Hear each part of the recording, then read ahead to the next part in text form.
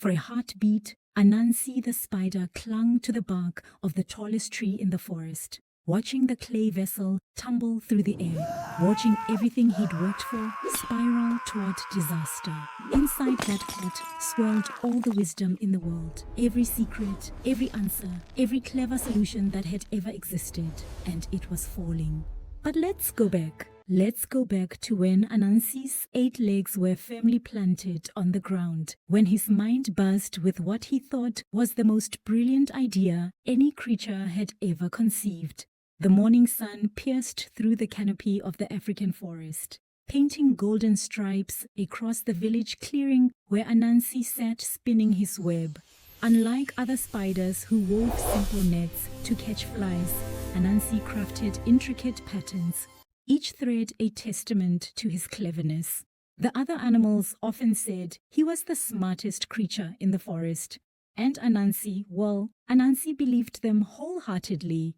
As he worked, he overheard the villagers below discussing their problems. Old Kofi couldn't remember where he'd planted his yam seeds. Young Amma didn't know how to weave baskets as beautiful as her grandmother's. The fishermen argued about the best time to cast their nets. Everywhere Anansi looked, he saw creatures and people stumbling through life, lacking the knowledge they needed. "What a waste," Anansi muttered, his voice thin and scratchy like dried leaves. All this wisdom scattered about like seeds in the wind. Anyone could trip over it. Anyone could use it. His 8 eyes gleamed with sudden inspiration. Unless someone gathered it all up, unless someone kept it safe, unless someone kept it for himself. The idea took root in his mind and grew like a mighty baobab tree. If he collected all the wisdom in the world and kept it in one place, kept it secret, kept it his, then he would be the only truly wise creature. Everyone would need to come to him. Everyone would see just how clever he really was. Anansi scuttled down from his web and found an old clay pot near the village well. It was large and round with a narrow opening at the top, perfect for storing precious things. He examined it carefully, turning it this way and that, already imagining it brimming with golden knowledge. "Yes," he whispered, holding the pot close to his body. "This will do nicely." His first visit was to the elephant, who stood by the river, her wise old eyes reflecting the morning sky. She was ancient, wrinkled, and knew the secrets of the water, when it would rise, when it would recede, where the sweetest grass grew after the rains. "Good morning, Grandmother Elephant," Anansi called out, his voice dripping with false sweetness. "I'm collecting wisdom for a very important project. Would you share yours with me?" Elephant turned her massive head slowly. "Wisdom, little spider, and what will you do with it?" "Oh, keep it safe, of course," Anansi said quickly. "You know how careless some creatures can be. Better to have it all in one place, wouldn't you say?" Elephant's eyes narrowed, creating deep wrinkles in her grey skin. "Wisdom isn't meant to be hoarded like grain in a storehouse, Anansi. It grows when it's shared, like seeds scattered in fertile soil." Yes, of course," Anansi said, waving a leg dismissively. "But surely you wouldn't mind contributing just a little for safekeeping." With a sigh that rustled the nearby leaves, Elephant shared her wisdom about reading the patterns of nature, about patience, about remembering the old ways. Anansi captured each word, each lesson, and felt them swirl into his pot like morning mist being drawn into a bottle. "Thank you, Grandmother," he chirped, already scuttling away, most generous. Behind him, Elephant shook her great head. "That spider will learn," she murmured to the river. "That spider will learn." Next, Anansi visited Lion, the mighty king of beasts, who dozed in a shaft of sunlight. Lion's wisdom was about courage, about knowing when to fight and when to wait, about the weight of leadership. "Great king," Anansi began, bowing low, though his many eyes sparkled with cunning. I seek your royal wisdom for a special collection. Lion yawned, showing teeth like white daggers. My wisdom, little spider, and why should I give it to you? To preserve it, to protect it, to ensure it isn't lost. Anansi's words tumbled out rapidly. Imagine if your wisdom about leadership and strength simply vanished. Think of the chaos. Lion considered this, his tail twitching. Something about the spider's manner troubled him, but the argument seemed sound enough. Very well, he rumbled. But remember this, Anansi. True strength lies not in what you keep for yourself, but in what you give to others. Absolutely, Your Majesty. Couldn't agree more.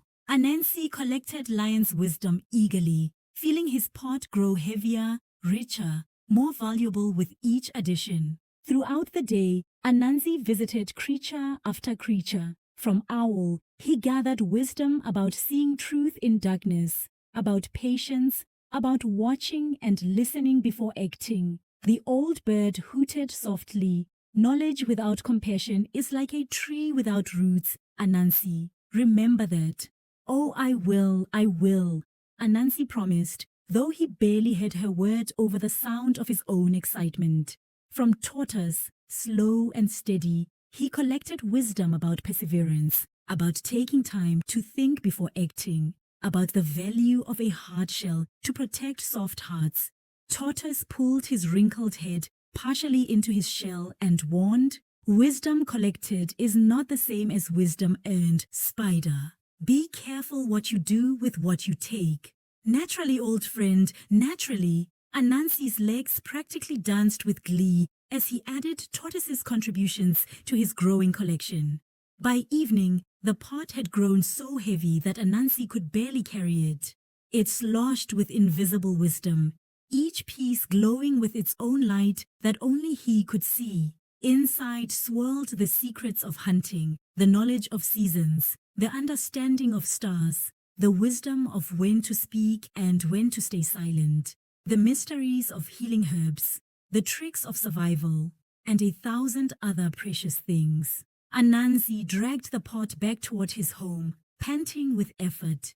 His thin legs trembled, but his heart soared with triumph. I've done it, he gasped. All the wisdom in the world, and it's mine, all mine. But as he reached the great tree where he'd made his dwelling, a new problem presented itself. His home was high in the branches, safe from predators and prying eyes. The pot was far too heavy to carry up the trunk. He needed to find a way to climb while keeping his precious collection safe. Simple enough, he muttered, ever confident in his cleverness. He tied a rope around the pot and then secured it around his belly, letting the vessel hang in front of his chest. There, now I can climb with all 8 legs free. He started up the trunk, but immediately the pot swung forward, knocking him back down. He tried again, adjusting his position, but the heavy vessel kept pulling him away from the tree, throwing off his balance. His legs scrabbled at the bark, finding no purchase. Come now, he grunted, trying a different approach. I'm the cleverest spider in the world. I can certainly climb a tree. He attempted to go up backward, but that was even worse. He tried sideways, but the pot's weight made him dizzy. He considered going up while holding the pot in front with 4 legs and climbing with the other 4, but that left him dangerously unstable. For an hour he struggled, getting no more than a few feet up before sliding back down. The forest began to take notice. A family of monkeys gathered in nearby branches, watching with growing amusement. Birds settled on convenient perches, cocking their heads at the spectacle. Even the butterflies seemed to pause their dancing to observe. Anansi, sweating and exhausted, didn't notice his audience at first. He was too focused on his task, too determined to succeed. I will get this up this tree, he panted between attempts, his pride refusing to let him quit. On his 47th try, yes, he'd counted, Anansi made it halfway up the trunk. His legs burned with effort, and the rope cut into his middle, but he could see his web home just above. Almost there, he wheezed. Almost there.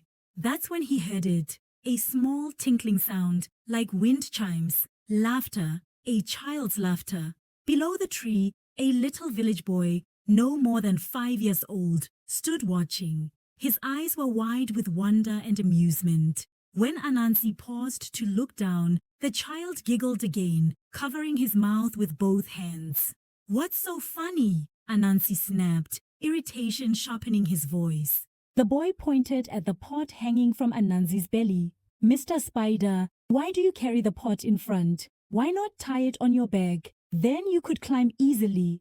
The words struck Anansi like a thunderbolt. He froze on the trunk, all 8 eyes widening in sudden, horrified realization. It was so obvious, so simple, so absolutely, perfectly clear. The pot on his back would let him climb naturally, using all his legs, keeping his balance. A child, a small young child who had not lived even a handful of years, had seen the solution immediately, while he, Anansi, the collector of all the world's wisdom, the gatherer of every secret and solution, had not. The irony crashed over him like a wave. Here he was, holding all the wisdom in the world, and he couldn't solve a simple problem. A child, innocent and unburdened, possessed something he did not: fresh perspective, natural insight, the wisdom that comes not from hoarding, but from simply seeing clearly. Shame flooded through Anansi's small body, hot and uncomfortable. His legs began to tremble, not from exhaustion now, but from the weight of his realization. He'd been so busy collecting wisdom that he'd forgotten how to be wise. He'd been so focused on keeping knowledge that he'd stopped using it. "All this wisdom," he whispered, staring at the pot pressed against his chest. "All these secrets, all these answers, and what good are they doing? What good am I doing?" The child below tilted his head, waiting for the spider to try the better way. The gathered animals watched in silence. Even the wind seemed to hold its breath. Anansi looked at the pot again, really looked at it. Inside swirled the accumulated knowledge of ages, the wisdom of elephants and lions, of owls and tortoises, of 100 creatures who had learned through living, through sharing, through connecting with the world around them. And he'd tried to lock it all away, to keep it for himself, to become powerful through possession rather than practice. "What have I done?" The question fell from his lips like a stone dropping into still water. His grip on the trunk loosened, just a little at first, then more. The pot began to slip from its rope, and this time Anansi didn't try to catch it. His legs relaxed, his body unclenched, and the pot, heavy with the weight of the world's wisdom, fell. It tumbled through the air, spinning end over end. Time seemed to slow as it descended. Anansi watched from his perch, and instead of panic, he felt something else, something like relief, something like freedom. The pot struck the ground and shattered into 1,000 pieces. But instead of simply breaking, it exploded in a cascade of light. Wisdom burst forth like water from a broken dam, like seeds from a split pod, like stars being born across the night sky. Glowing streams of knowledge flew in every direction. They swirled around the gathered animals, settling on them like golden dust. They drifted into the village, touching the homes and the people. They spread across the forest, sinking into trees and flowers, into rocks and rivers, into earth and sky. The elephant received back her wisdom and more, understanding now not just water patterns, but also the courage of lions. The lion gained not just his leadership knowledge, but also the patience of tortoises. The owl's insight deepened with the elephant's memory. The tortoise's steadiness strengthened with the owl's vision. And the people, the farmers and fishermen, the weavers and hunters, the young and old, they each received pieces of wisdom too. Not all the wisdom, not every answer, but enough. Enough to live well, to help each other, to grow and learn and discover. The little boy who had laughed reached out his hand, and a spark of golden light settled in his palm. He smiled, not fully understanding what had happened, but knowing somehow that something important had changed. From his perch on the tree, Anansi watched it all. He watched the wisdom he'd so carefully collected, so jealously guarded, spread across the world. And slowly, hesitantly, a smile crept across his small face. It was beautiful. He climbed down from the tree, so easily now without the pot's weight, and stood among the shattered pieces of clay. Around him, the forest hummed with new energy. Animals called to each other, sharing their enhanced understanding. Villagers gathered in excited groups, suddenly seeing solutions to old problems, discovering connections they'd never noticed before. Anansi, Elephant's deep voice, rumbled behind him. She'd come to the tree, along with lion, owl, and tortoise. The wise creatures of the forest stood in a semicircle, looking down at the small spider. Anansi bowed his head, shame heating his face. "I'm sorry," he said quietly. "I was wrong. I was foolish. I thought keeping all the wisdom would make me wise. But I see now that it only made me blind." Lion's tail swished thoughtfully. "And what have you learned, little spider?" Anansi looked up at them, then out at the forest, at the village, at the world now glowing with shared wisdom. "I've learned that wisdom isn't something you own. It's not treasure to be locked away. It's like your web." He nodded to a delicate creation spanning nearby branches. "It's only strong when it's connected to many points, when it's shared." Owl hooted softly. "True wisdom at last." Tortoise nodded his ancient head. "And earned, not collected." "But," Anansi said hesitantly, "I feel like I should be punished. I tried to steal wisdom from the world. I tried to keep it all for myself." Elephant's trunk reached out and gently touched his head. "The breaking of the pot was your punishment and your salvation, Anansi. You've learned the hardest lesson, that true cleverness lies not in what you keep, but in what you give." The other animals murmured agreement and began to disperse, returning to their homes, carrying with them their restored and enhanced wisdom. The villagers, too, went back to their lives, but changed, enriched, connected in new ways. Only the little boy remained, walking up to Anansi with curious eyes. "Mr. Spider, are you sad that your pot broke?" Anansi considered the question carefully. Was he sad? He'd lost his grand plan, his bid for ultimate cleverness, his treasure of hoarded knowledge. But looking around at the thriving forest, at the happy villagers, at the wisdom now flowing freely through the world, like a river returned to its course, he found his answer. "No, little friend," he said softly. "I'm not sad. I'm grateful. You showed me something I couldn't see, even with all the wisdom in the world in my possession. You showed me that sometimes the answer is simple, and that wisdom is worthless if we don't use it to help each other." The boy grinned and ran off to play, his laughter trailing behind him like music. As night fell over the forest, Anansi climbed back to his web, moving easily now, unburdened. He settled into the center of his creation and looked out at the world. Fireflies danced below, their lights mingling with the last glimmers of scattered wisdom still settling into the earth. Somewhere in the village, someone was singing. Somewhere else, friends were laughing together, sharing a newly discovered joke. Anansi began to spin, creating new threads, new patterns, but this time he wove differently. He created not just for himself, but designs that could teach, patterns that other spiders might learn from, beauty that could be shared. His web became not a trap, but a gift, not a possession, but an offering. And as he worked, he discovered something wonderful. The more he gave of his cleverness, the more he seemed to have. The more he shared, the more creative he became. Ideas flowed through him like the wisdom had flowed from the broken pot, freely, abundantly, endlessly. "This," he murmured, admiring a particularly intricate section of web that caught the moonlight like captured starlight. "This is true cleverness, not hoarding, but creating, not keeping, but giving, not owning, but connecting." And Anansi, the clever spider who had tried to keep all the wisdom in the world for himself, smiled.